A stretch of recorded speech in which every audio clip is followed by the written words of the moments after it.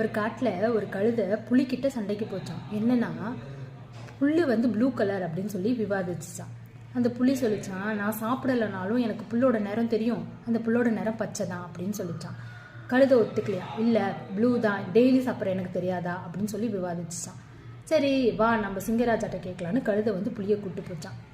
சிங்கத்துக்கிட்ட போய் இந்த மாதிரி கம்ப்ளைண்ட் பண்ணாங்களாம். கழுதை சொல்லிச்சான் புல்லோட நிறம் ப்ளூ அப்படின்னு, புலி சொல்லிச்சான் புல்லோட நிறம் பச்சைன்னு.